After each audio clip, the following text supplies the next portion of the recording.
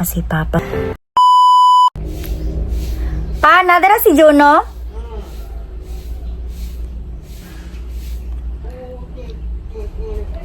So yun, gising na pala si Juno mga kamarites kanina pa.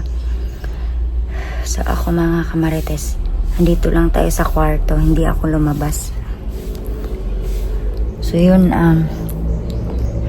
di ko yata na panindigan yung pagbabantay kagabi mga kamarites.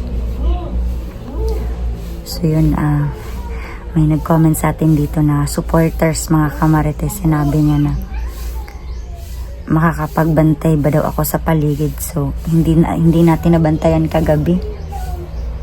So wala tayong update kagabi mga kamarites kasi dito lang tayo sa loob ng kwarto mga kamarites. Hindi ako lumabas. Para tayong nasa kulungan nito, nasa selda, Diyos ko. So yan, napagod ako kagabi mga kamarites, kaya ako natulog ng maaga.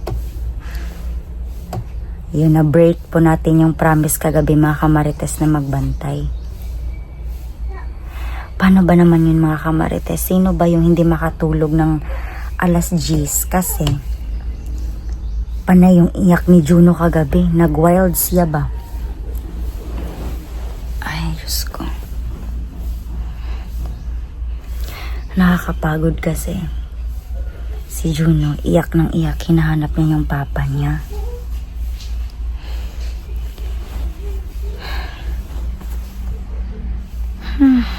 Pambihirang buhay ito mga kamarites. Si Juno ayaw paawat. Palagi niyang hinahanap yung papa niya. So paano yan? Si Juno ayaw paawat mga marites. Gustong gusto niya yung papa niya. May mga bihag pa. May mga ganong bagay mga kamarites. Mabuti na lang kung mabuti na lang nung nabihag yung mga ibang hunters, hindi pinapatay. Or nung time ni Kuya Bad's Adventure mga kamarites na siya yung nabihag, mabuti na lang at hindi siya pinatay. Yung mga ganong bagay mga kamarites ba, yun yung ikinakatakot ko. Pinagsasabihan ko naman yan si Kuya Bad's Adventure na nung time na pag-uwi niya dito, pinagsasabihan ko naman niya na bata pa yung anak mo, mag 3 years old pa siya, tapos tumigil ka na lang muna sa pag-explore dun sa bundok.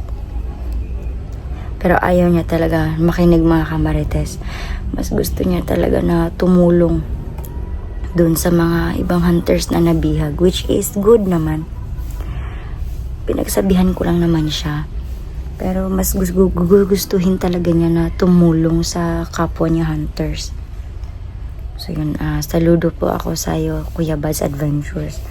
Ang dami nagmamahal sa'yo. So yun, para hindi siya mapahamak, nagdarasal na lang ako sa kanya every day, every night, every minute mga kamarites. Nagdadasal ako para sa kaligtasan niya, para pagka sunod na birthday ni Juno, andito na siya. Makasama namin siya ulit. Mabanding namin siya ulit.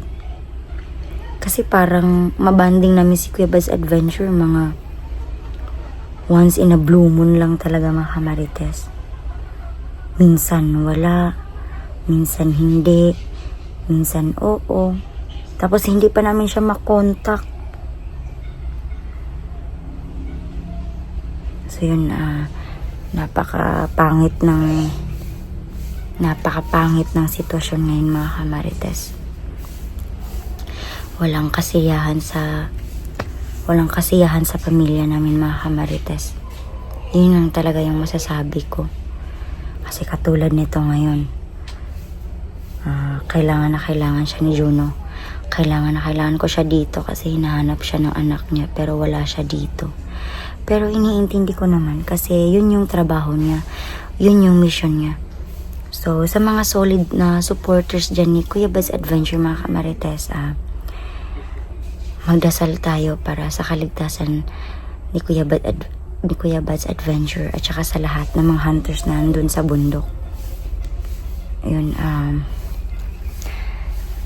sa mga solid na supporters dyan ni Kuya Baz Adventure. Paki-like, share, and subscribe na din sa channel ko mga kamarites for more updates. And of course,